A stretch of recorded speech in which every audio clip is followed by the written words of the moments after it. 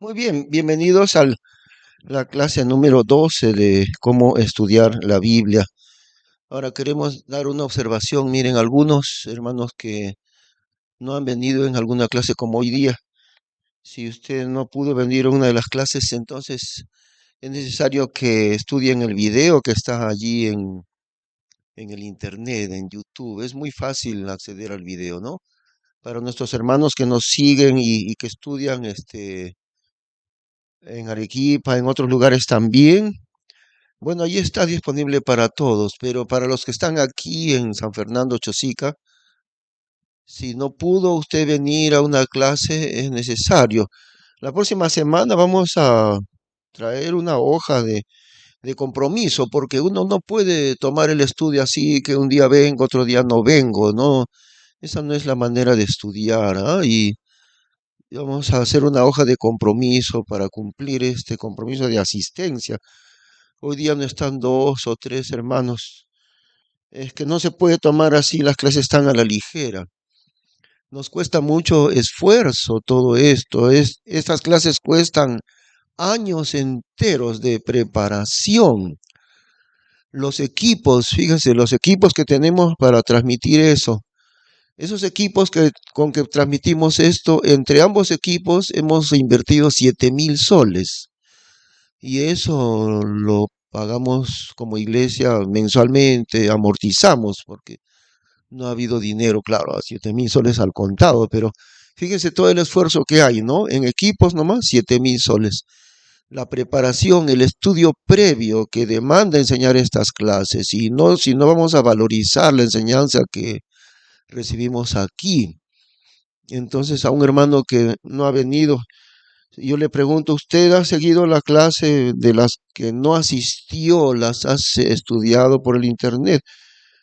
Y si no lo hacen, entonces tiene que haber un sentido de compromiso, ¿no? En realidad. Bueno, estamos entonces prosiguiendo con la regla número 4. Siempre ponemos para recordar las reglas.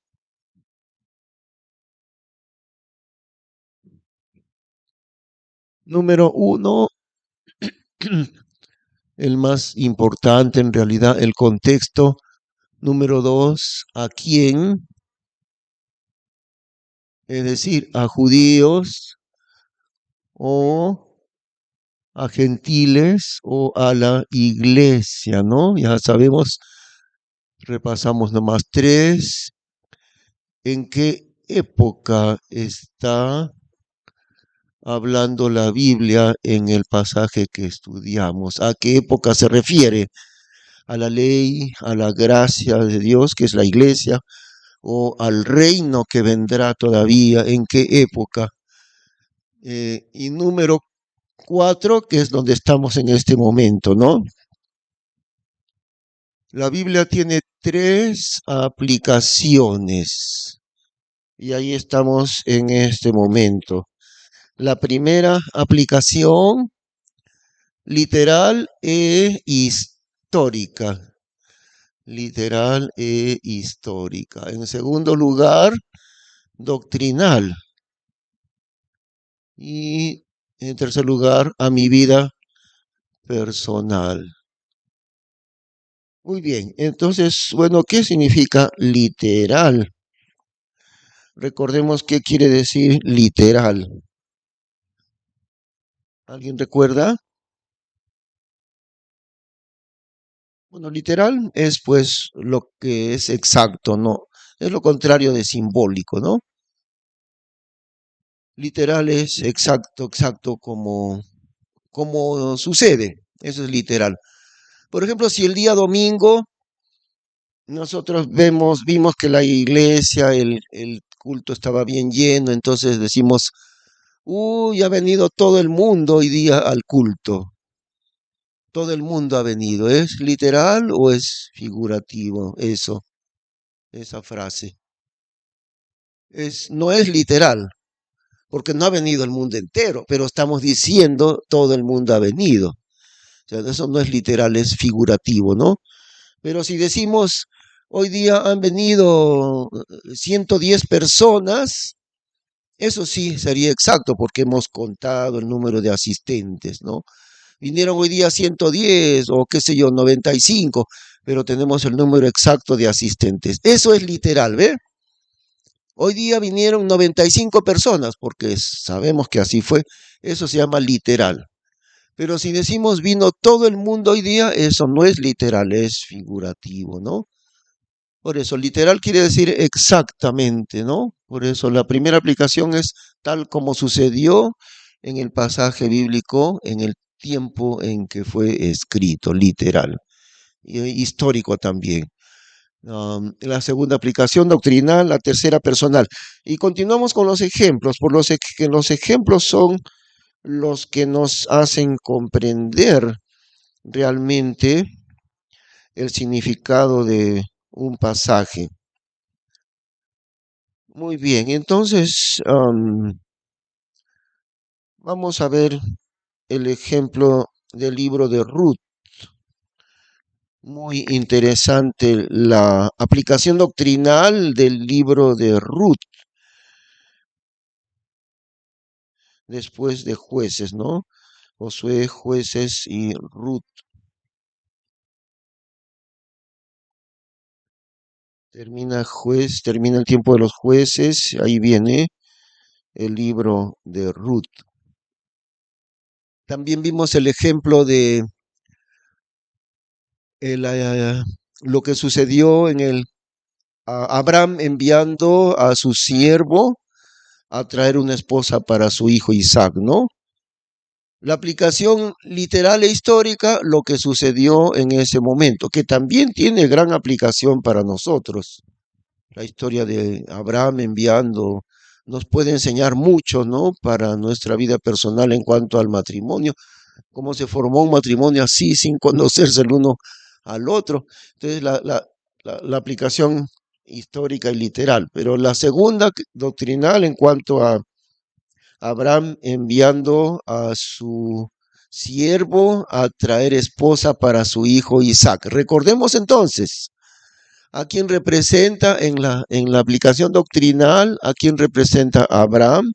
¿Se acuerdan? Al Padre, a Dios el Padre, eso es. Y Abraham envía a su hijo, perdón, a su siervo, muy lejos, a su tierra, donde están sus familiares de Abraham, para traer una esposa a su hijo Isaac. Entonces, ¿quién es el siervo? El Espíritu Santo, eso es. Dios el Padre envía a su Espíritu Santo al mundo, lejos, ¿no? Donde están los que pertenecen a la sangre de Dios. Esos detalles doctrinales son maravillosos y enriquecen tanto la enseñanza de la Escritura. Y esos detalles doctrinales no están en otros pasajes bíblicos a veces. Tan maravilloso realmente, ¿no? Donde están los que son de la sangre de Abraham, así. Dios envía a su Espíritu Santo diciéndole, anda allá lejos en el mundo están los que son de mi parentela. Los que pertenecen a mi sangre, a mi familia, están en el mundo. Y de ahí me vas a traer, bueno, no todos en el mundo, es decir, los que creen en Cristo, ellos son de la sangre de Dios, de la familia de Dios. Y de ahí vas a traer una esposa para mi hijo. Entonces el Espíritu Santo viene al mundo y está acogiendo en medio del mundo una esposa, la iglesia, para su Hijo Jesucristo. Cuando termine de cumplir su misión, el Espíritu Santo volverá al cielo, al hogar del Padre, llevando a la esposa para el Hijo de Dios. Cuando el siervo de Abraham terminó su misión, volvió al hogar de Abraham, volvió con la esposa para Isaac. El Espíritu Santo viniendo al mundo volverá a su hogar, al cielo, al hogar del Padre, llevando a la esposa, la iglesia, para Cristo Jesús. Todo eso maravilloso en realidad. Y como hemos dicho ya en otras ocasiones, los teólogos contemporáneos no lo entienden, no lo ven, ahí está en la Biblia, pero no lo saben, no lo entienden, porque buscan en la Biblia cosas complicadísimas, filosóficas, psicológicas, antropológicas y muchas tonterías por el estilo, pero no ven lo sencillo que está en la Biblia. No lo ven, porque vienen con actitud de sabios, no vienen con la actitud de un niño, vienen como sabios. Y no podemos ir a la Biblia con esa actitud soberbia de que somos sabios. Venimos a la Biblia con el corazón sencillo para creer lo que está escrito allí. Entramos en el libro de Ruth y acá hay una simbología doctrinal, aplicación doctrinal de Ruth, ¿no? Claro, la aplicación literal e histórica de Ruth es, pues, en cuanto a ella, esta mujer muy destacada en la Biblia, que fue la bisabuela del rey David. Y aquí empieza la historia del rey David. Y ese es el tema. Veamos al final del libro de Ruth. Dice, ¿no? En el capítulo 4, en el versículo 21, dice. Y Salmón engendró a Booz. Booz es el que se casó con Ruth, ¿no es cierto?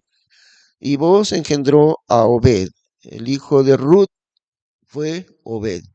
El hijo de Ruth y Booz fue Obed. Y Obed engendró a Isaí. El nieto de Ruth fue Isaí.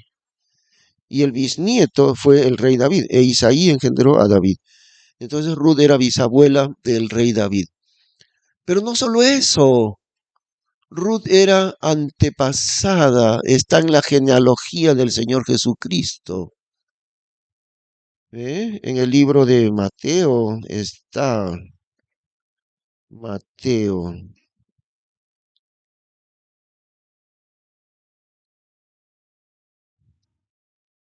en el capítulo 1, Mateo 1,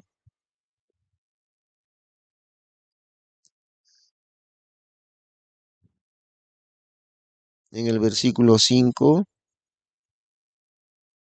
Y Salmón engendró de Rahab a Booz, y Booz engendró de Ruth a Obed, y Obed engendró a Jesé, es el mismo, Isaí es el mismo, es que es otra pronunciación más moderna, es el mismo Isaí. Y Jesé engendró al rey David. Entonces el nombre de Ruth está como antepasada del Señor Jesucristo mismo, antepasada del Salvador. Miren la importancia, ¿no? De eso. Entonces, ahora sí, vayamos otra vez a Ruth, el Antiguo Testamento, en la época de los jueces, y ahí dice justamente Ruth capítulo 1, y aconteció en los días que gobernaban los jueces. Está ubicada en esa época todavía, no había un reino en Israel, ¿no? Aún era el tiempo de los jueces. Y la historia se centra pues es un libro corto, pero muy hermoso, hermosa es la historia, que es la historia real de Ruth la Moabita.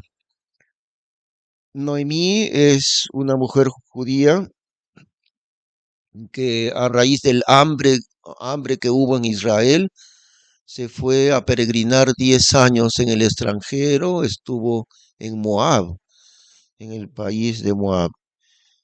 Y allí cayó en desgracia, como dice ella misma, porque estando en Moab, allí sus dos hijos se casaron con dos mujeres moabitas, extranjeras, gentiles, ¿no? Y hay que tener en cuenta que para Israel los moabitas eran bastante menospreciados. Era como decir, esta gente moabita son lo peor de los idólatras y de los paganos. No conocen a Dios, son gente inmunda, así le llamaban ellos. Los moabitas, los malos, malditos, así, ¿no? Que a Dios no conocen. Y Ruth era de ellos. Entonces, los dos hijos de Noemí se casaron con dos mujeres moabitas. Pero después falleció el esposo de Noemí. Y después de eso fallecieron los dos hijos de Noemí y no han tenido descendencia. Entonces se quedan viudas las tres.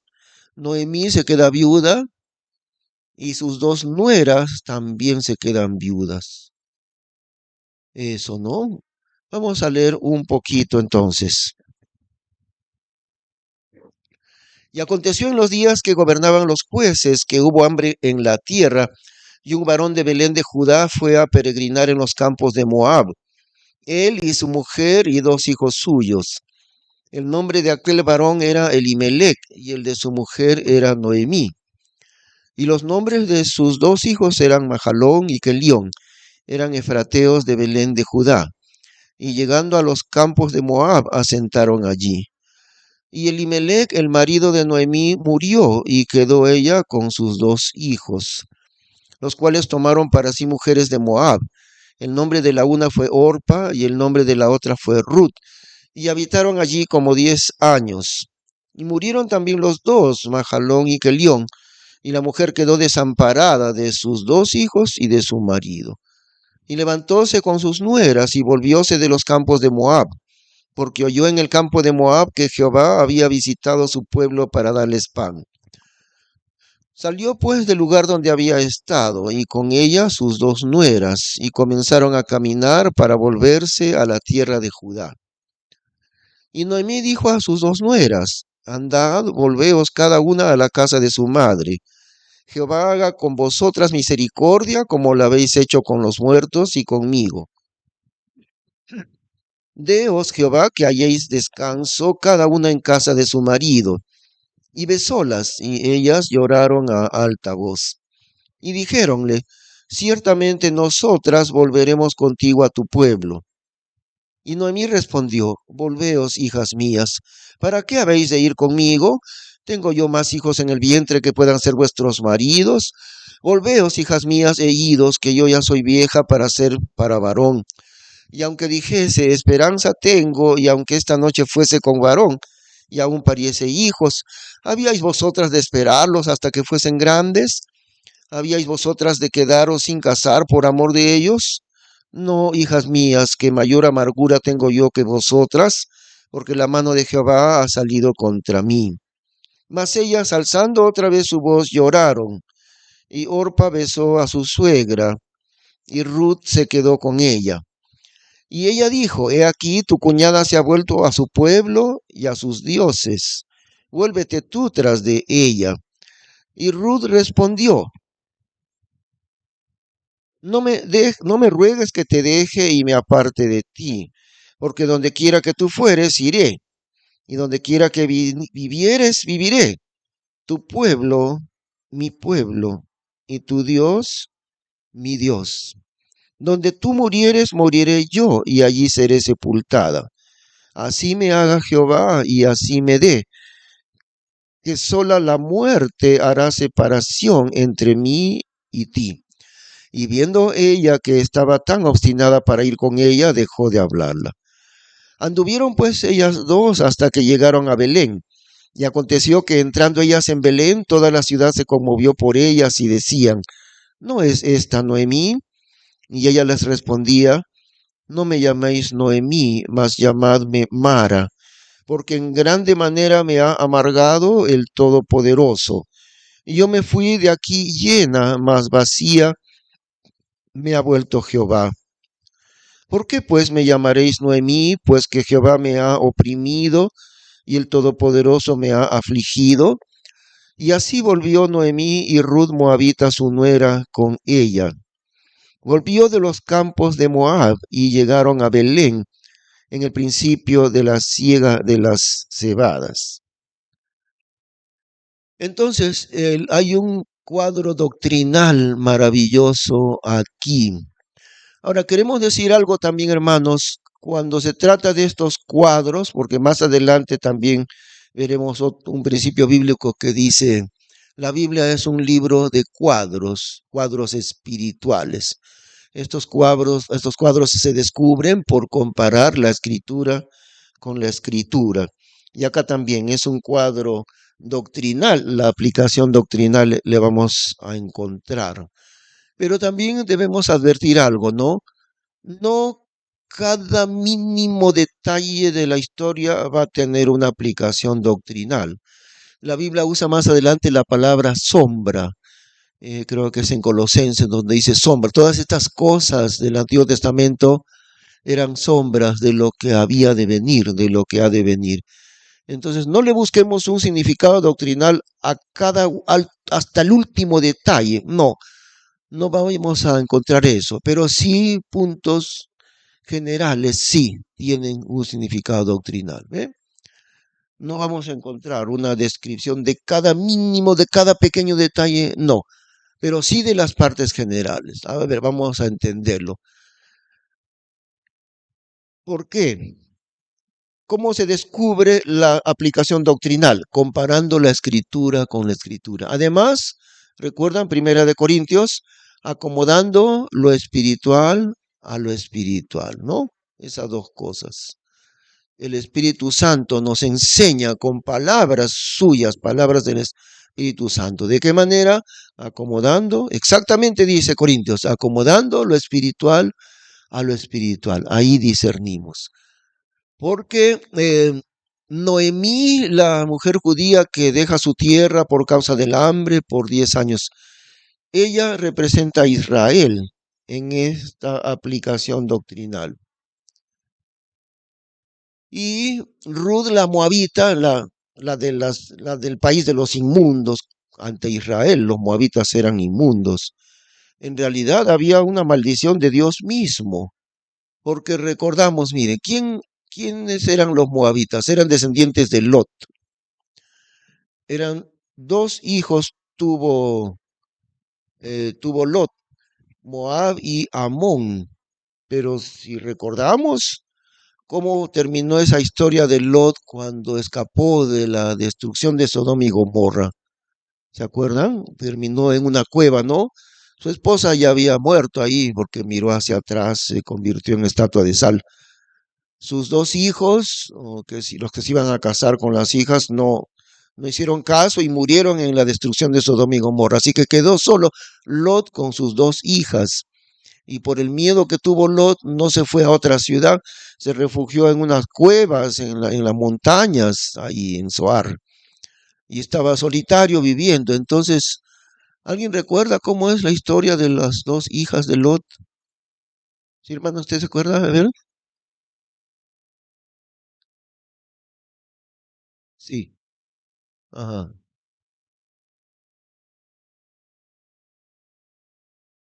Sí. Sí, pues. Ajá. Moab y Amón. Eso es, ¿no? Justamente. Miren, la Biblia esconde las cosas malas de los hombres de Dios. Y ahí se ve. No escondió Dios esa historia tan mala, ¿no? Porque estaban en la montaña solitas. Las dos hijas dijeron, "O ahora, ¿de quién vamos a tener hijos? Ya no hay ningún hombre por acá." Lo emborracharon a su padre y la primera noche la mayor se acostó con su padre y quedó embarazada. Y la segunda noche dijo, ahora te toca a ti, y la hija menor también hizo lo mismo. Entonces de ahí Lot tuvo hijos con sus propias hijas, y esos fueron Moab, uno, y el otro Amón. Entonces la nación de Moab son los descendientes de ese suceso. Y por esa razón Dios mismo también había dicho que los moabitas no podían entrar a la congregación de Jehová. Dios mismo dijo así, que los moabitas no entrarán hasta la 10ª generación. Y de una mujer proveniente de un trasfondo tan malo, ¿no? Y tan maldecido su origen de los de Moab. Ruth representa a la iglesia, así como Noemí, la que viene desde Israel a vivir en Moab por 10 años, ella es Israel. Y Ruth la Moabita es la iglesia. Entonces, algunos detalles concuerdan, como dije, no concuerda cada mínimo detalle, no busquemos eso, pero sí detalles generales sí concuerdan exacto con con el campo doctrinal. Israel volvió después de muchos años a su tierra, así como Noemí abandonó su tierra y estuvo en el extranjero por años. y no le fue bien, regresó en desgracia. Por eso cuando ella regresa, las vecinas le dicen, uy, ha llegado Noemí, ha llegado, ha llegado. Y ella dice, no me digan Noemí, porque Noemí, su nombre quería decir dulzura o dulce. Y ella dice, no me llamen dulzura, no me llamen dulce, llámenme Mara, y Mara quiere decir amargura. No me llamen Noemí, llámenme amargura, o sea, Mara, porque en gran amargura me ha puesto el Todopoderoso. Yo me fui llena y regreso con las manos vacías. ¿Qué pasó con Israel? Desterrado de su tierra desde el año 70 después de Cristo, ¿no? Siglos enteros, lejos de su nación, una nación desaparecida prácticamente. Y terminando todo ese periodo de destierro de Israel, en 1948, Dios los trajo otra vez a su tierra, que es un grande milagro. Volvió Israel a su tierra, ¿no es cierto? Pero volvió en desgracia. Hace pocos años, o sea, en la Segunda Guerra Mundial, que al momento que ellos vuelven, pocos años atrás, habían asesinado a 6 millones de judíos, los alemanes, Hitler, ¿no? Los quemaban, los asfixiaban con gases y los quemaban. El holocausto que se dice, 6 millones de los judíos asesinados. Entonces Israel vuelve a su territorio en 1948, pero vuelve lleno de desgracias, perseguidos en los países, vuelve en luto, digamos así. Entonces Noemí vuelve a su tierra, pero dice, por favor, no me llamen otra vez dulzura, llámenme amargura. Entonces ahí está Israel, ¿eh? Es el cuadro doctrinal de Israel, es decir, Noemí. Pero Ruth la Moabita es la iglesia, y lo vamos a ver aquí. ¿Cuál era la actitud de Ruth? Porque la otra nuera, Orpa, se regresó se despidió, se conmovió llorando, pero se volvió a su país de Moab. Y Ruth le dice, Noemí le dice a Ruth, tu cuñada se ha vuelto a su pueblo y a sus dioses. Tú también, anda, anda, regrésate a tu país y a tus dioses, a los dioses falsos de Moab. Pero ¿qué dice Ruth? ¿Qué es lo que dice ella? Versículo 16. Y Ruth respondió, no me ruegues que te deje y me aparte de ti, porque donde quiera que tú fueres, iré, y donde quiera que vivieres, viviré. Tu pueblo, mi pueblo, y tu Dios, mi Dios. Entonces, aquí está la iglesia gentil, nosotros, rogándole a Israel, que es el pueblo de Dios, ya hemos estudiado eso, ¿no? El pueblo original de Dios no es la iglesia, sino Israel. Israel es el olivo verdadero y nosotros, la iglesia, somos el olivo injertado, ¿no? Traído de que éramos chuscos y silvestres, Dios nos trajo y nos injertó en su olivo verdadero. Su olivo verdadero es Israel. Entonces aquí encontramos que Ruth le está rogando a Noemí, no me votes, déjame conocer a tu Dios. No me digas que me vaya, déjame saber quién es el Dios de Israel. Yo quiero conocer al Dios de Israel. ¿Por qué me pides que me vaya y te deje? No me voy a ir. Donde tú vayas, yo iré. Donde tú, ahí viviré. Y donde tú mueras, ahí voy a morir yo. Y tu Dios será también mi Dios. ¿Se dan cuenta ese cuadro, hermanos, tan hermoso? Es la iglesia de los gentiles, diciéndole a Israel, el olivo verdadero, diciéndole, déjame conocer a tu Dios, déjame saber quién es el Dios de Israel, no me votes, déjame estar a tu lado, como tú eres el pueblo de Dios, yo voy a estar donde estás tú, y yo voy a vivir donde tú vives, y yo voy a conocer a tu Dios. Déjame que tu Dios, el Dios de Israel, sea también mi Dios. Es maravilloso ese cuadro.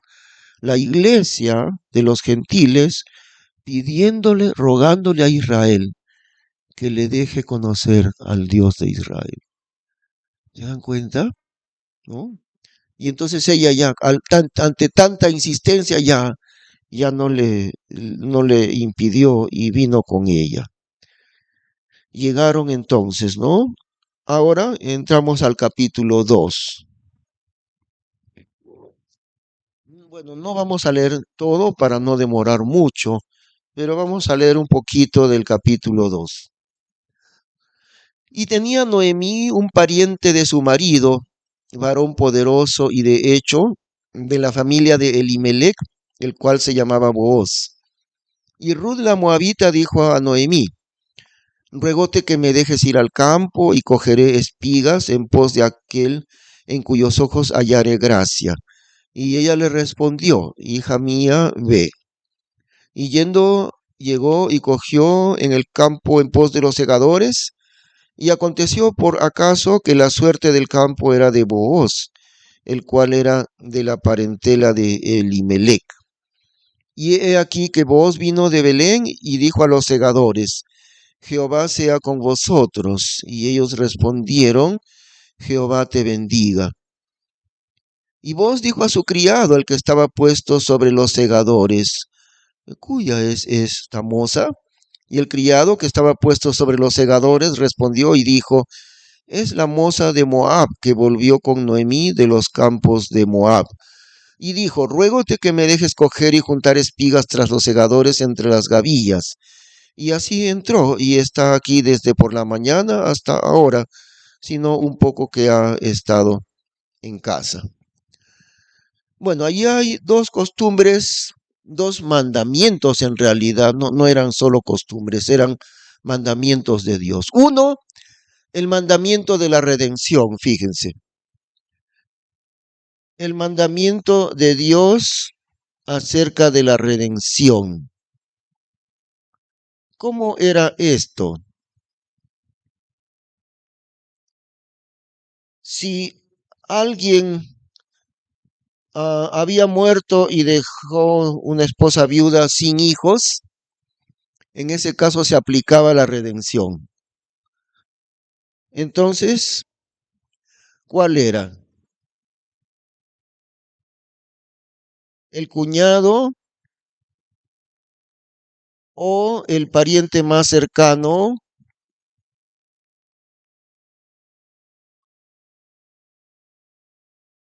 Tenía que casarse con la viuda.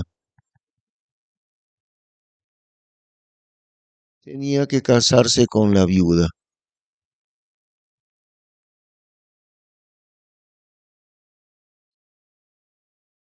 Ahora, es decir, si el fallecido no tuvo descendencia, ¿no? Porque si el fallecido tuvo hijos, ya no se aplicaba esto. Pero si el fallecido murió sin tener hijos, entonces, por ley de Dios, el cuñado o el pariente más cercano tenía que casarse con la viuda. Esa es la ley bíblica de la redención. Ahora, eso se aplica a la salvación. Miren, esto es aplicable a nosotros, la iglesia. Entonces, otra costumbre más era, no, bueno, como digo, no costumbre, pero era parte de la ley de Dios. En la cosecha tenían que dejar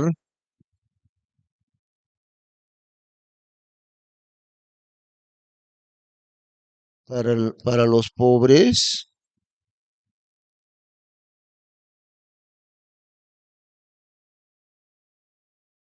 lo que sobraba,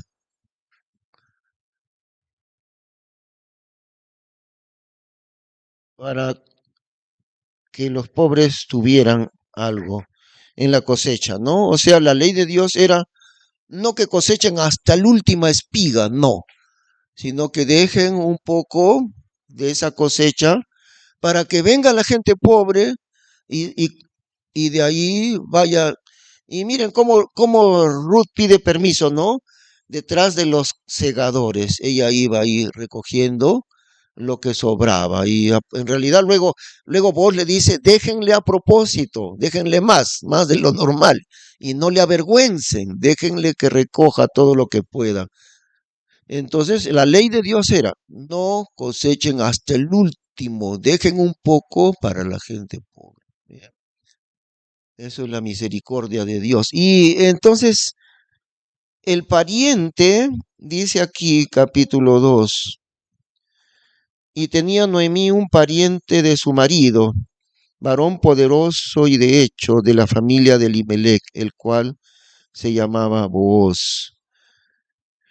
Él representa a Cristo, el pariente redentor. El pariente redentor es Cristo Jesús, el que luego redime a la iglesia. Miren, ¿no? Y se acuerdan cómo sucedió también, se acuerdan cómo sucedió en el caso de, vimos la semana anterior, cuando vino Isaac a casarse con, perdón, vino Rebeca a casarse con Isaac. Entonces, ya casándose Isaac con ella, ¿a dónde la llevó a ella? ¿Se acuerda, hermano? ¿A dónde la llevó a su esposa Rebeca?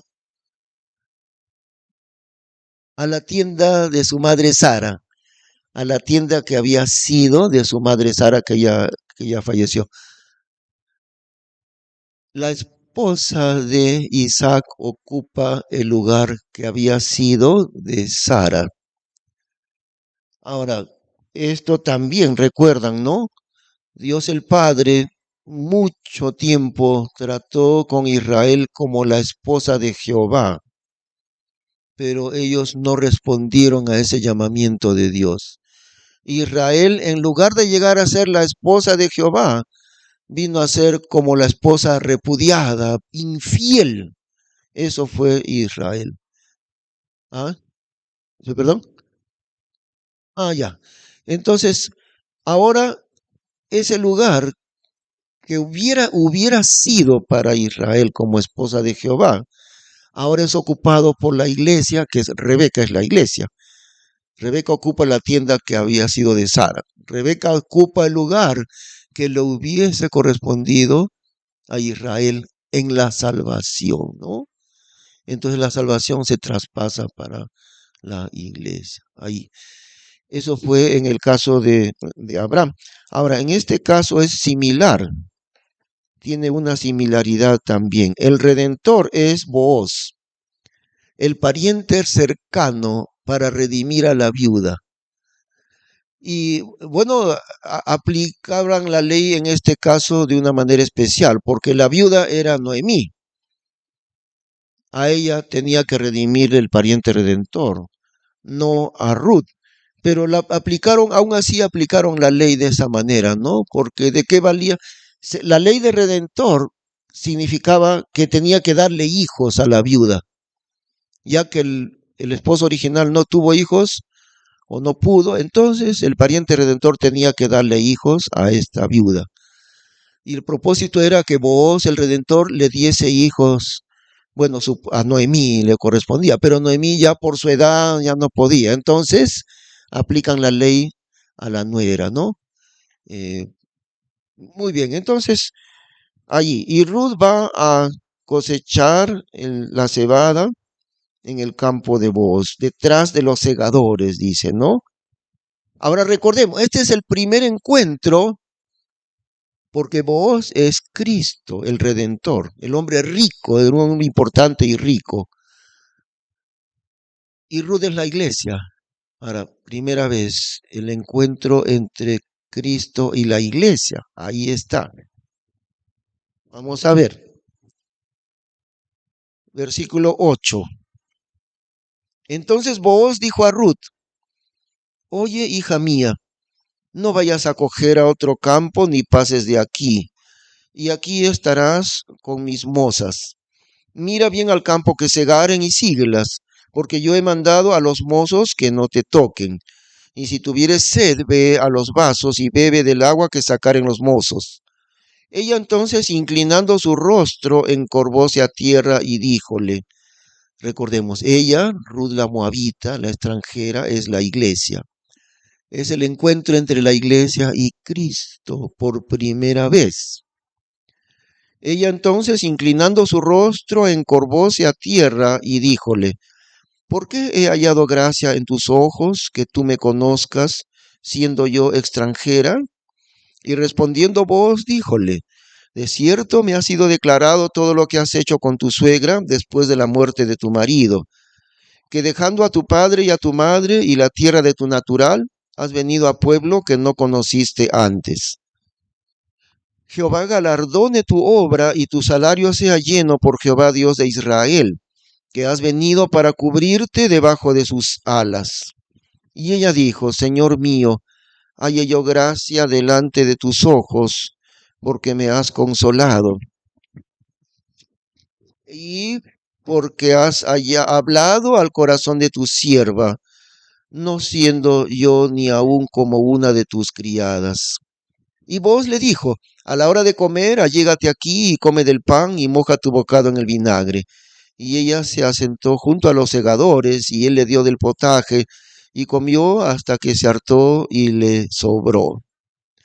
Y levantóse para coger, y vos mandó a sus criados diciendo, coja también entre las gavillas, y no la avergoncéis, antes echaréis a sabiendas de los manojos, y dejarla eis que coja, y no la reprendáis.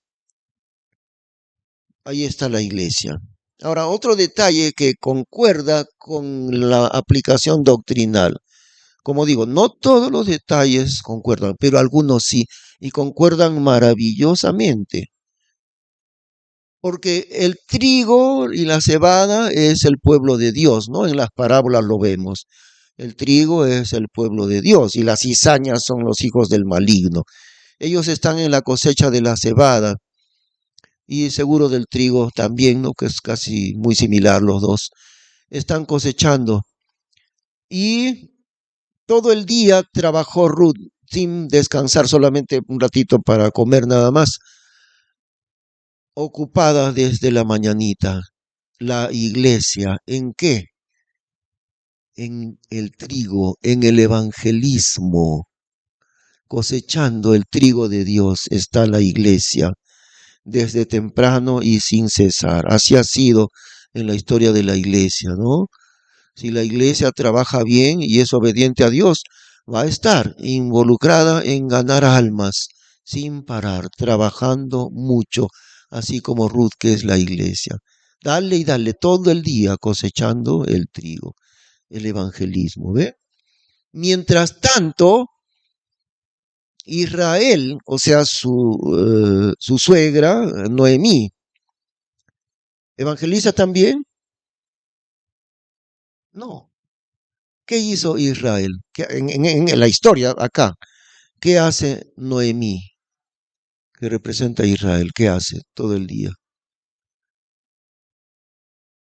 Se quedó en casa, nada más. No cosecha nada,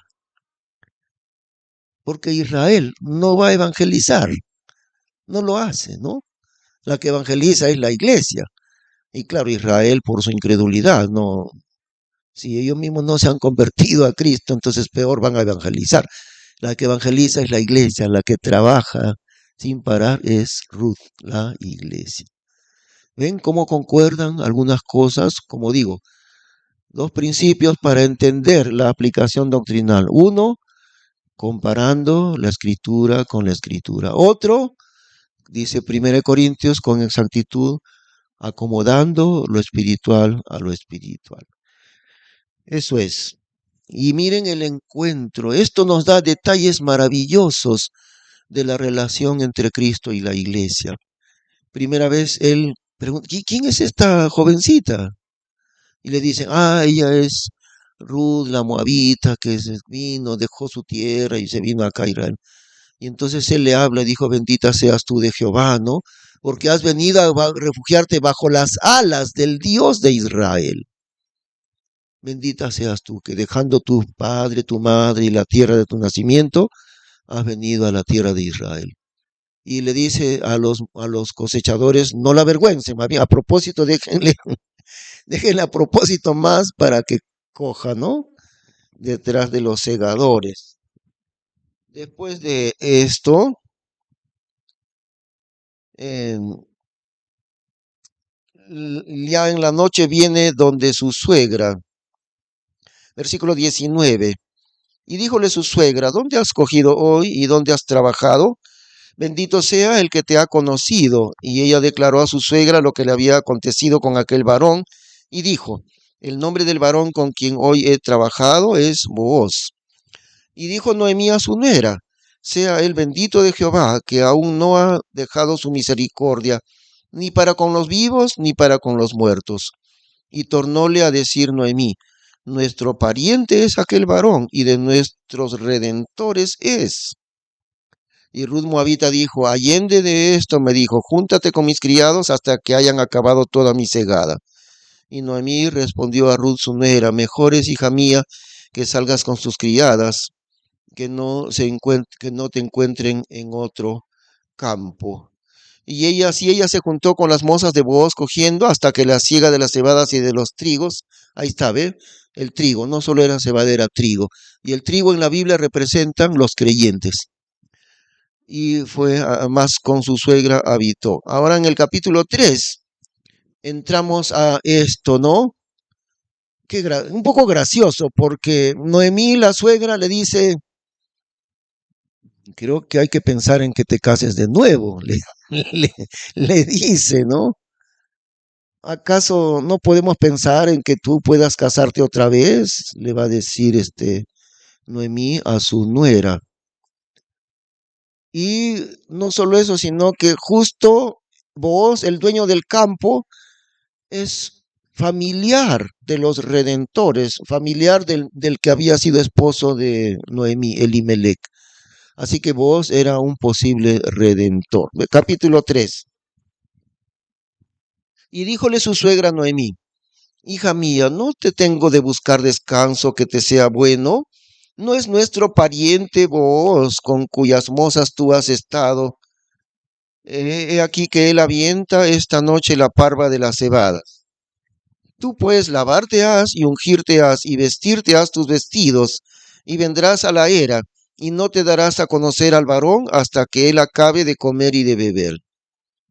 Y cuando él se acostare, sabe tú el lugar donde él se acostará. Y vendrás y descubrirás los pies y acostarte has. Y él te dirá lo que hayas de hacer. Y ella le respondió, todo lo que tú me mandares, haré. Ahora veamos aquí esos detalles doctrinales que estamos diciendo.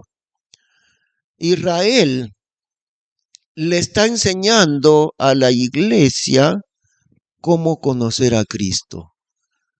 Y así es, porque la Biblia no vino a los gentiles, la Biblia vino a Israel.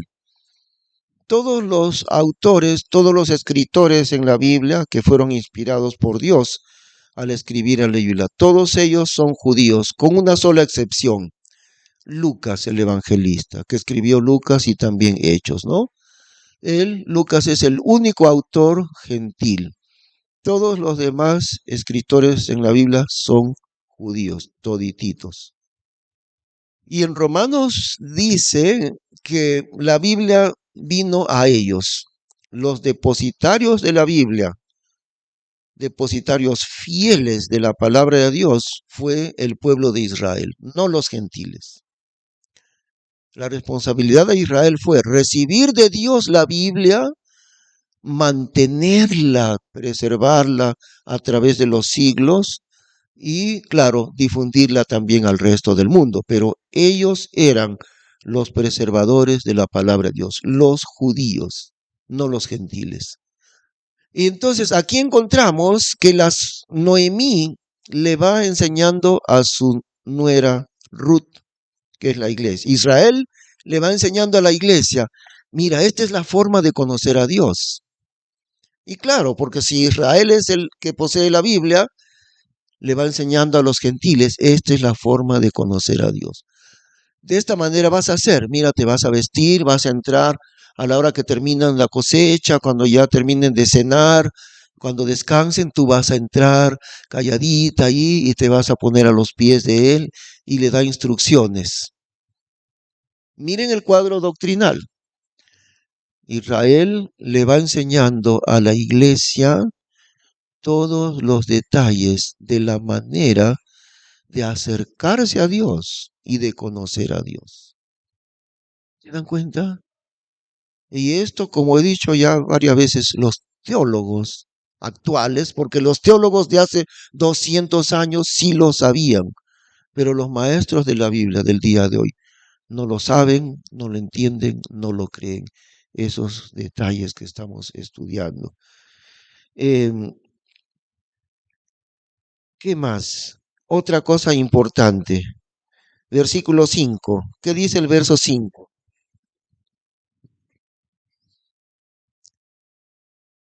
¿Qué dice? Capítulo 3, verso 5. ¿Qué dice Verónica?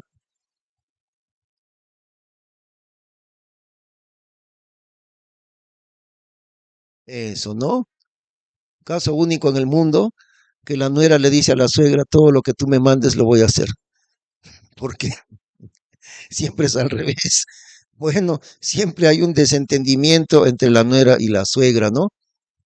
Pero aquí no.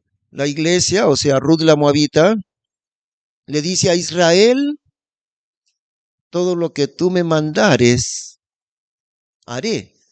Y no le dice ni siquiera todo lo que tú me enseñes, sino todo lo que tú me mandares, haré. Es decir, para conocer a Dios, para conocer al Salvador. Seguimos. Y de versículo 6, y descendiendo a la era hizo todo lo que su suegra le había mandado. Y como vos hubo comido y bebido y su corazón estuvo bueno, entróse a dormir a un canto del montón. Entonces ella vino escondidamente y descubrió los pies y acostóse. Y aconteció que a la medianoche el varón se estremeció y atentó, y he aquí la mujer que estaba acostada a sus pies. Entonces él dijo, ¿quién eres? Y ella respondió, yo soy Ruth, tu sierva. Extiende el canto de tu capa sobre tu sierva, que redentor eres. El encuentro, ya por segunda vez, entre la iglesia y Cristo su Salvador. Y esos detalles maravillosos de la relación, del encuentro, el primer conocimiento de la iglesia con Cristo, esos detalles maravillosos no están en otra parte de la Biblia, solamente en estos cuadros doctrinales, ¿ve? Han estado allí. Ahora, hemos dicho una cosa, que la iglesia fue un misterio en el Antiguo Testamento. El que escribió el libro de Ruth, posiblemente Samuel el profeta, escribió todo eso. Pero Samuel no sabía que existiría más adelante un pueblo de Dios que se llamaría la iglesia. Lo escribió bajo la dirección de Dios. Bueno, no lo inventó, esto no es una novela, es una historia real, ¿no? O sea, él registró la historia de Ruth y sin saber que Ruth sería la iglesia y Noemí, Israel, etcétera. Lo sabemos ahora, pero para ellos era un misterio. Entonces, ese encuentro entre la iglesia y Cristo se viene a los pies de vos en la noche, sin que nadie se dé cuenta, ¿ve? Y se coloca a los pies de él. ¿Y qué pasa a la medianoche? Él se estremeció, se dio cuenta que alguien estaba ahí. Seguramente que estaba ella pegadito su cuerpo a sus pies, ¿no? Porque si no, ¿cómo se iba a dar cuenta? Recién sintió alguien está pegado a mis pies. Y entonces él dijo, ¿quién eres? En la oscuridad de la medianoche. Y ella respondió, yo soy Ruth, tu sierva. Extiende el canto de tu capa sobre tu sierva, que redentor eres. Es decir, está hablando de una manera muy delicada. Cásate conmigo, extiende el canto de tu capa sobre tu sierva, porque tú eres el redentor. Tú lo puedes hacer, tú puedes redimir mi vida, tú puedes casarte conmigo. Le está diciendo, cásate conmigo, ¿no? De una manera tan hermosa en realidad. Y él dijo, bendita seas tú de Jehová, hija mía, que has hecho mejor tu postrera gracia que la primera, no yendo tras los mancebos, sean pobres o sean ricos. Y entonces él le felicita, ¿no? Que no haberse ido detrás de los jóvenes. Eso indica que vos era ya un hombre un poco mayor, por eso es que le dicen, ¿no? Qué bien que no te has ido buscando a los jóvenes, aunque sean pobres o sean ricos, pero no has hecho eso. Te felicito. Y versículo 11, no hayas temor, pues ahora, hija mía, yo haré contigo todo lo que tú dijeres, pues que toda la puerta de mi pueblo sabe que eres mujer virtuosa. Y ahora, aunque es cierto que yo soy el redentor, con todo eso hay otro redentor más cercano que yo.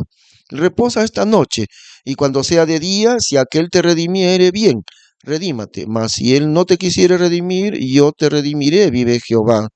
Reposa pues hasta la mañana. Y reposó a sus pies hasta la mañana y levantóse antes que nadie pudiese conocer a otro. Y él dijo, no se sepa que la mujer haya venido a la era.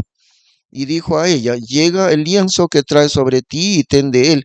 Y teniendo de él, él midió 6 medidas de cebada y púsoselas a cuestas y vínose a la ciudad. Y vino a su suegra, la cual le dijo, ¿qué pues, hija mía? Y ella le declaró todo lo que con aquel varón le había acontecido. Y dijo, estas 6 medidas de cebada me dio diciéndome, porque no vayas vacía a tu suegra. Entonces ella dijo, reposa, hija mía, hasta que sepas cómo cae la cosa, porque aquel hombre no reposará hasta que hoy concluya el negocio. ¿Ve? Hoy, ¿qué dice Noemí? Hoy mismo él, o sea, vos, va a definir la cosa. Ahora miren, un detalle pequeño, pero la costumbre entre los judíos del casamiento es un poquito diferente de nosotros, porque hacían un casamiento legal, eh, ya se casaban, pero todavía no se habían unido sexualmente, pero ya estaban legalmente casados. Por eso fue que, y el casamiento se producía después como de un año o algo así. Por eso es cuando María estaba ya casada con José, pero todavía no se habían unido. Por eso dice, antes que se uniesen, dice, el ángel vino y le dijo, bendita tú entre las mujeres, ¿no? Pero aún no se habían unido, ya estaban casados. Y por eso era que José tenía mucha vergüenza sin saber qué hacer. Y ahora, porque es mi esposa, pero no nos hemos unido. Es diferente de nosotros, ¿no? Ellos se casaban un año antes de que se produzca la unión marital. Así era. Y entonces lo que van a hacer ese día, van a hacer esa unión legal. Y el matrimonio, el banquete, la ceremonia vendría después todavía. Pero hoy mismo dice, hacen delante de los ancianos el casamiento legal, para entender bien. Y aquel varón no reposará hasta que hoy concluya el negocio. Capítulo 4. Y Booz subió a la puerta y asentóse allí. Y he aquí pasaba aquel redentor del cual Booz había hablado. Y díjole, fulano o sutano, llégate y siéntate. Y él vino y sentóse. Entonces tomó 10 varones de los ancianos de la ciudad y dijo, sentaos aquí. Y ellos se sentaron. Y dijo al Redentor, una parte de las tierras que tuvo nuestro hermano Elimelech vendió Noemí, la que volvió del campo de Moab. Y yo dije en mí de hacértelo saber y decirte que las tomes delante de los que están aquí sentados y delante de los ancianos de mi pueblo. Si redimieres, redime. Y si no quisieres redimir, decláramelo para que yo lo sepa, porque no hay otro que redima sino tú, y yo después de ti. Y el otro respondió, yo redimiré. Entonces replicó vos, el mismo día que tomares las tierras de mano de Noemí, tomaste también a Ruth Moabita, mujer del difunto, para que levantes el nombre del muerto sobre su posesión. Y el Redentor respondió, no puedo yo redimir a mi provecho, porque echaría a perder mi heredad. Redime tú mi redención, porque yo no podré redimir. Y aquí también, otra vez, otro asunto doctrinal, otra aplicación doctrinal. El primer redentor, que era pariente más cercano, es la ley, es la ley. Y primero la ley va a redimir, ¿no? Va a redimir a la viuda, a la iglesia. Primero, se supone que tenía la ley que dar la salvación, supuestamente, y por eso la ley es el redentor más cercano. Antes que la gracia, recordemos, la ley fue primero, antes que la gracia. Pero cuando el redentor posible, el primero, dice, no, lo que vas a hacer es redimir a Ruth la Moabita y lo que fue del muerto con ella. Y dijo, ah, no. Es decir, cuando el redentor se entera que es una gentil, dice, ah, no, no, no, no, ya no, ya no, con una gentil. Está diciendo, con una gentil, no. La ley es la que dice, no, no puedo dar salvación a los gentiles. Todo eso es un cuadro doctrinal. Y entonces la ley no redime a la iglesia. En realidad no lo puede hacer. Entonces ahí viene el segundo redentor. Si la ley no puede redimir a la iglesia, ¿quién redime? Cristo. Cristo, ¿no? Ahora sí, ahora sí. Versículo 7. Y había ya de luego tiempo esta costumbre en Israel, en la redención o contrato, que para la confirmación de cualquier negocio el uno quitaba su zapato y lo daba a su compañero. Y este era el testimonio en Israel. Entonces el pariente dijo a vos, tómalo tú. Y diciendo esto, descalzó su zapato. Y vos dijo a los ancianos y a todo el pueblo, vosotros seréis hoy testigos de cómo tomo todas las cosas que fueron de Elimelech y lo que fue de Kelión y de Mahalón de mano de Noemí.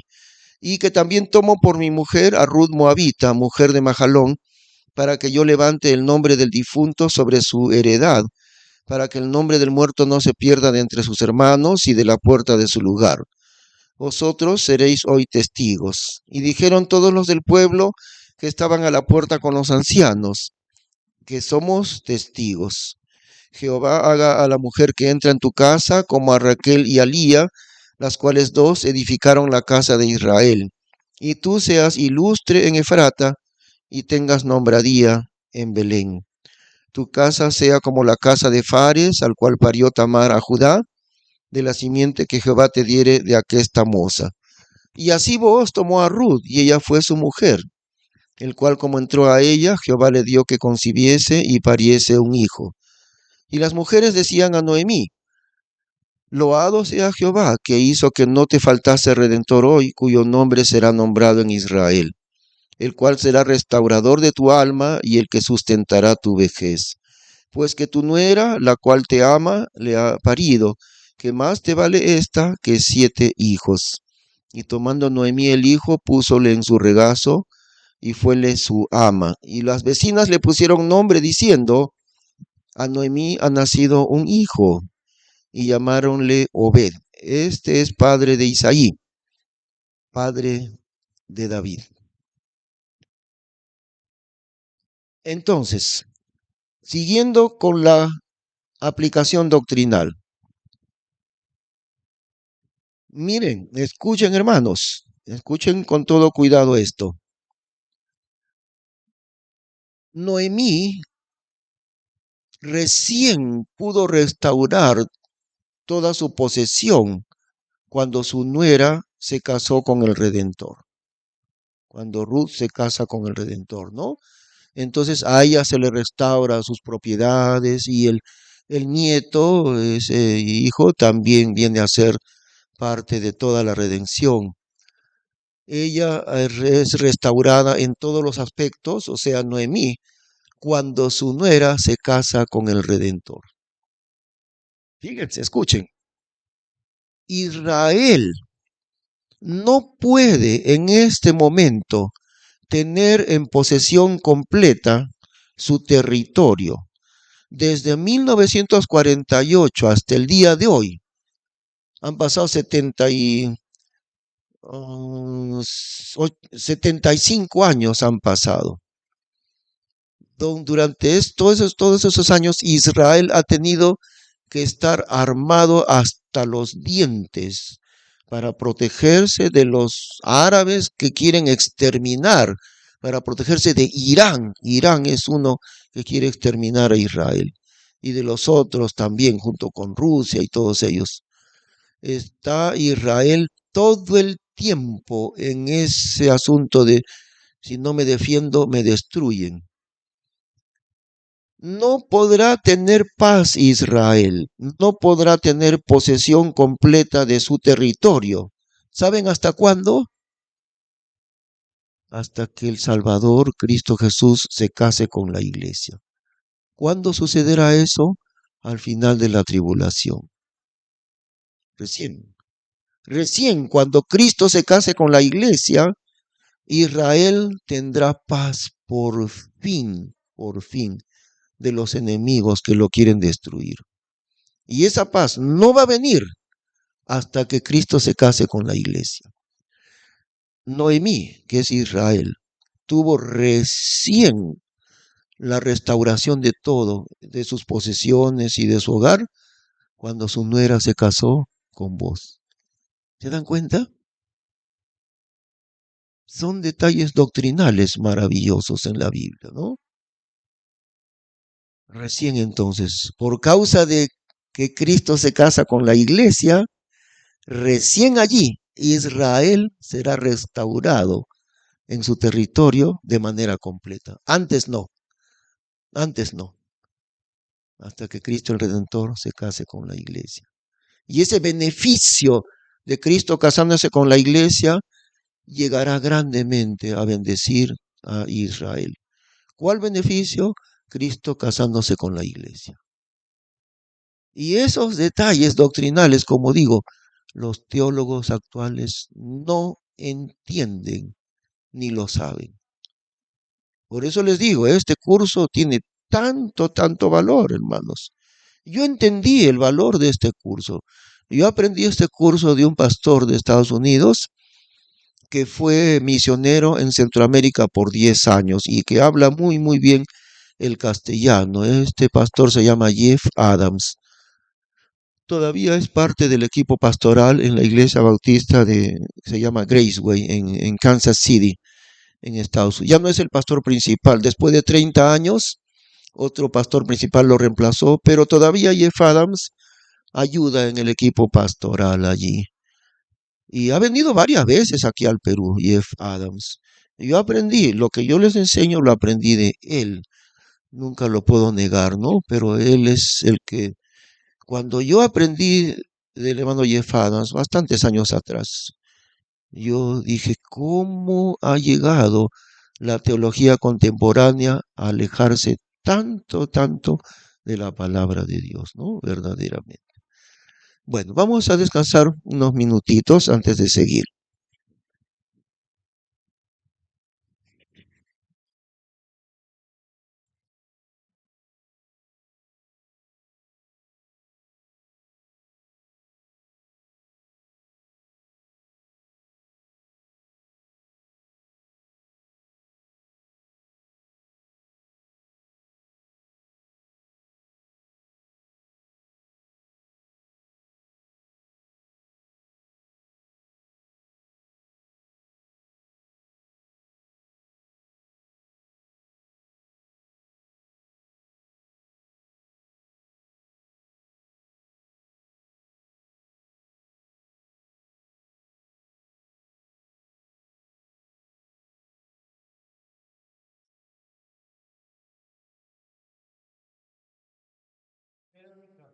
Y Alesia se quedó con tu mamá, ¿no?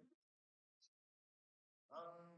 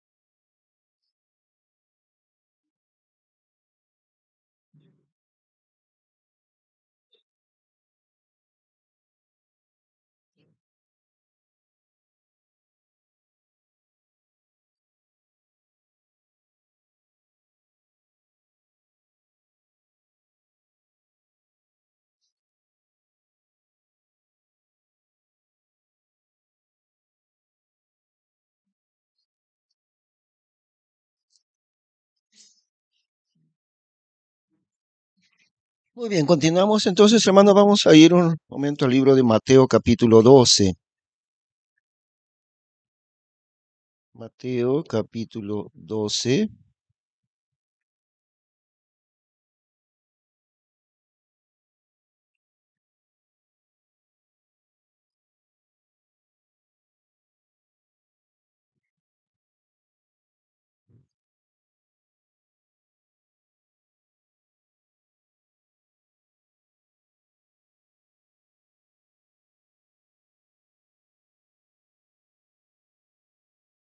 Muy bien, entonces, ahí en Mateo, cuando llegamos al capítulo 12, se ve la rebelión más grande de los gobernantes de Israel, que tenían un gobierno religioso, ¿no? En otros países no es así.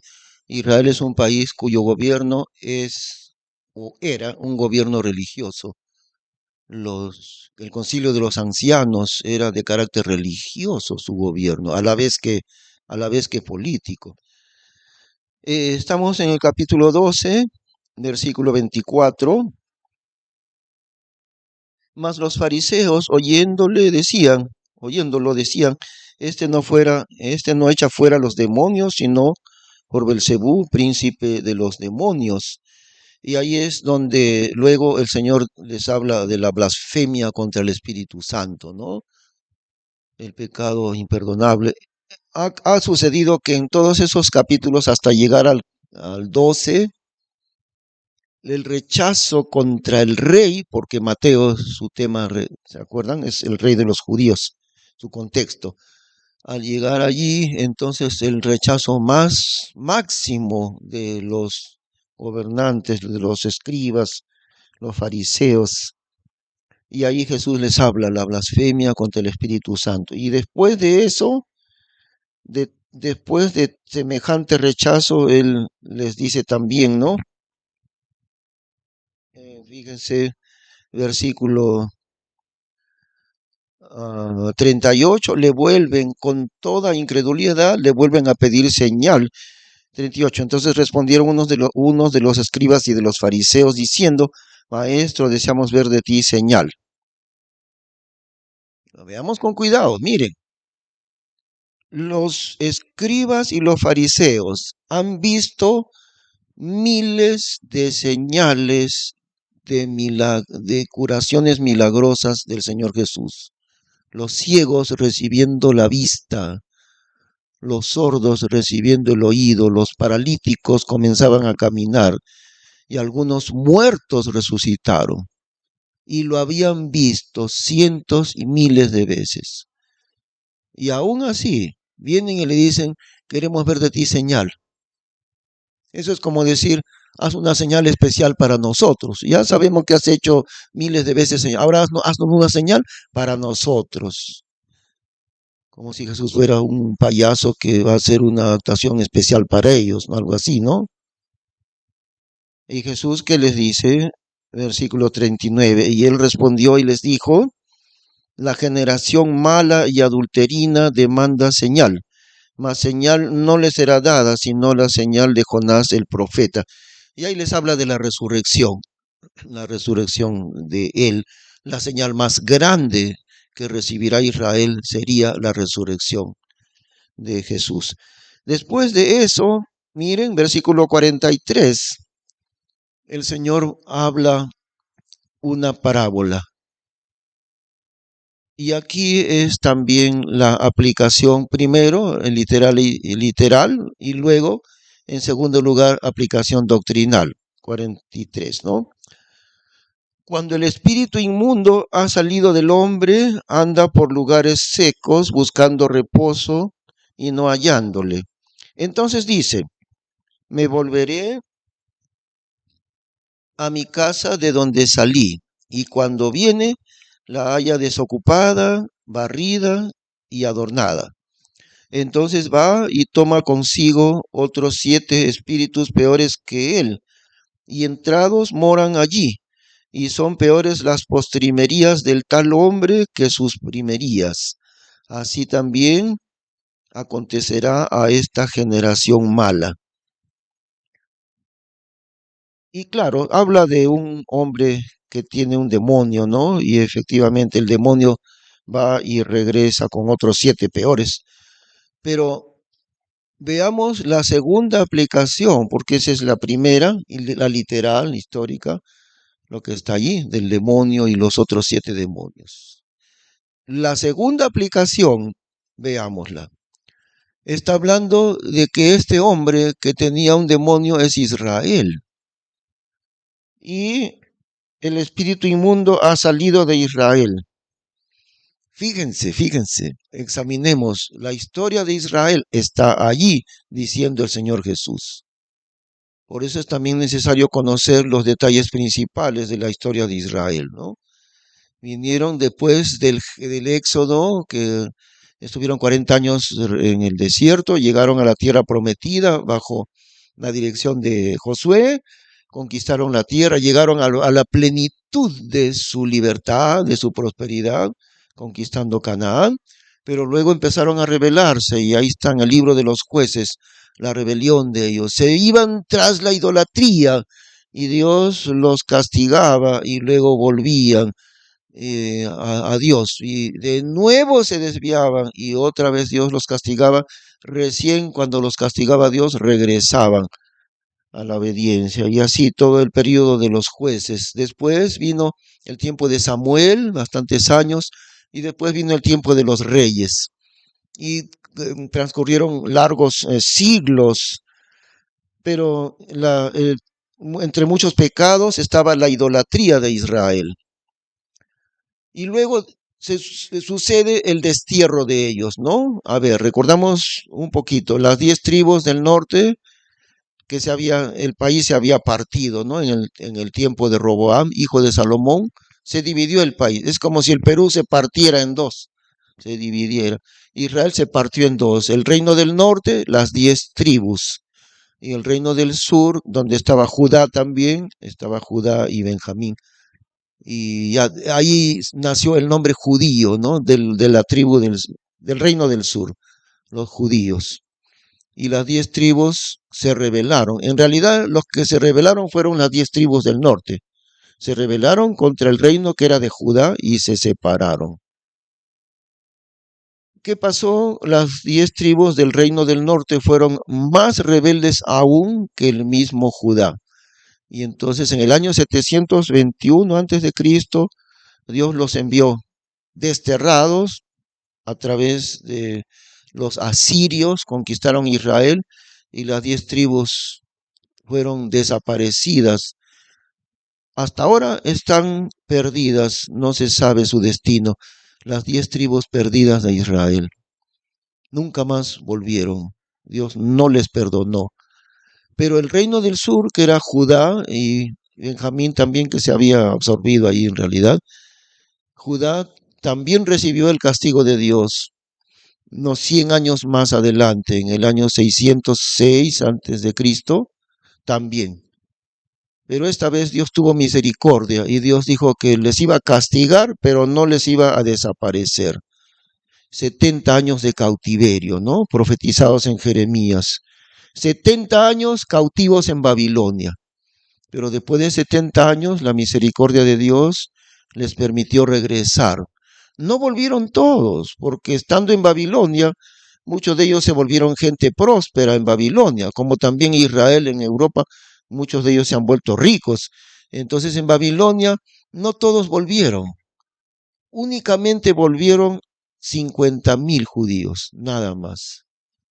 Y esos 50.000 que regresaron en el tiempo de Esdras, de Nehemías, reconstruyeron la ciudad, reconstruyeron las murallas, etcétera. Esos 50.000 volvieron bajo arrepentimiento, eso sí.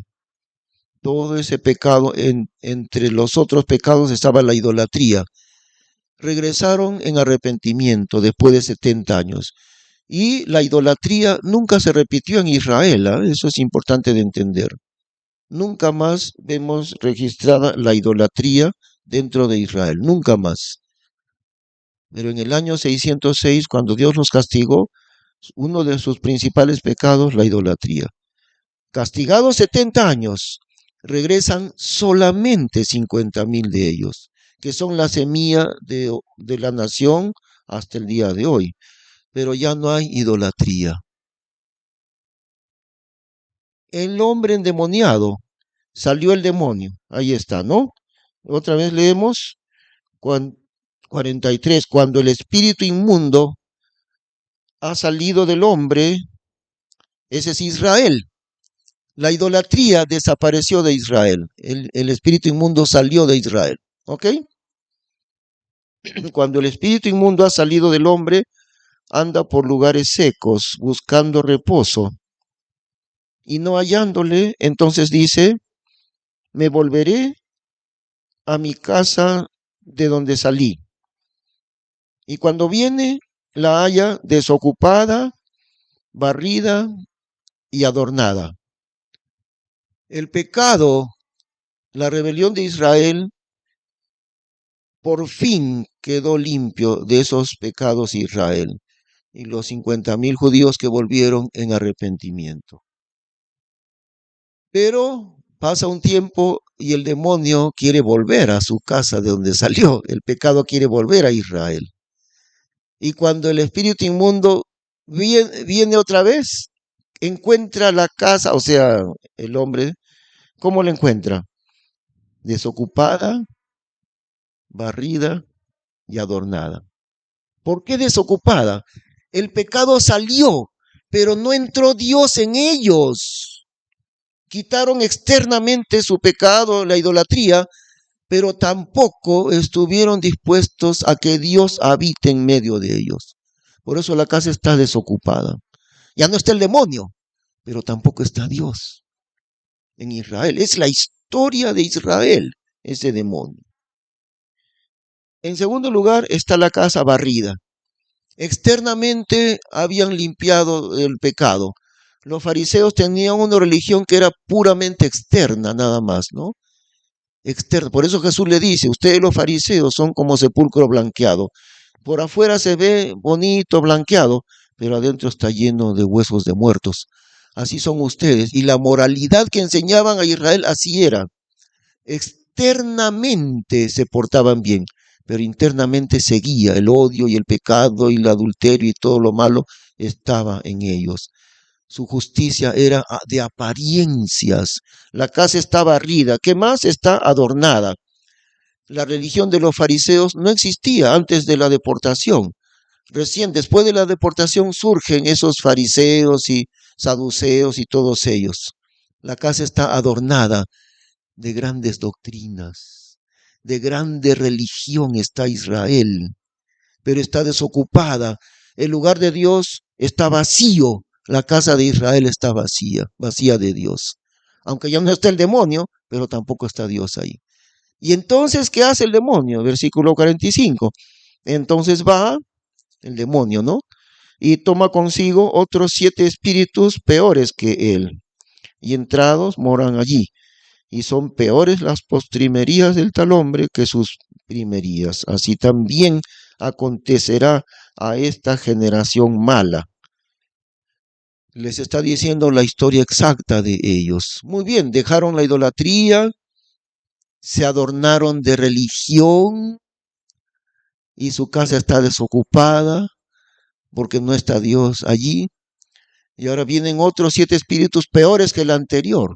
Así que su estado es peor todavía. ¿Cuál fue el pecado más grande de ellos, no? Ya no la idolatría, sino la incredulidad contra su propio Salvador. Y no solo la incredulidad, lo aborrecieron hasta matarlo. Por eso Jesús dice, ¿no? Sus pecados de ahora son 7 veces peores que su primer pecado. Sus demonios son 7 veces más que el primer demonio. Si antiguamente practicaban la idolatría y otras cosas, y luego ya dejaron la idolatría, ahora vienen otros pecados mucho más grandes. La incredulidad contra el amor de Cristo su Salvador. Cada día durante más de 3 años, mostrándoles el amor de Dios. Cada enfermo curado milagrosamente era otra muestra más del amor de Dios por ellos. Y aún así lo aborrecen y lo matan. Y eso es 7 veces peor ese pecado que el anterior de la idolatría. ¿Se dan cuenta? Eso es doctrinal, esta parábola, la enseñanza que Jesús nos da aquí, ¿no? Bueno, por hoy día concluimos allí, pero es muy interesante lo que estamos analizando, ¿no? El principio número 4, la regla número 4, aplicaciones. Primera aplicación literal e histórica, y hoy día hemos examinado la aplicación doctrinal. Todo eso, ¿eh? Cualquier pregunta, hermanos, si ustedes tienen. Ahora les animamos a los demás hermanos que están, porque tenemos el grupo de WhatsApp de los alumnos, se llama Cómo estudiar la Biblia, ¿no? Cualquiera de ustedes, hermanos, no solo aquí, sino los que escuchan por internet, la pregunta que usted tenga, mándela al grupo por WhatsApp. Y esas preguntas son importantes para poder responderlas. Y su pregunta que usted envía, ya sea de aquí, de Lima, de Arequipa, de otro país, envíenos y la vamos a responder. Ahora, no había puesto yo mi correo electrónico, pero aquí lo voy a poner en este momento para todos los que nos escuchan a través de YouTube. Voy a poner mi correo electrónico y usted en cualquier país, mándenos su pregunta. Aquí está mi correo electrónico. Enrique880 arroba Gmail, o sea, Gmail, ¿no? Gmail.com. Enrique, con una sola R, Enrique880 arroba Gmail o Gmail, como se dice del inglés, no Gmail.com, mi correo electrónico. Usted que nos escucha de otros lugares del mundo, no solo del Perú o de Arequipa, otros sitios, sus preguntas, mándenos a este correo electrónico. O si usted está en el grupo de WhatsApp, en el grupo de WhatsApp, mándenos su pregunta. Muy bien, que Dios les bendiga. Vamos a orar.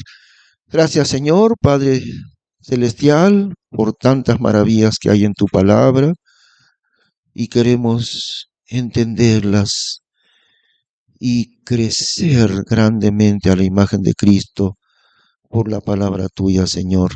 En el nombre de Él, de Cristo Jesús, te damos gracias, Padre bendito. Amén. Que el Señor les bendiga. Muchas gracias.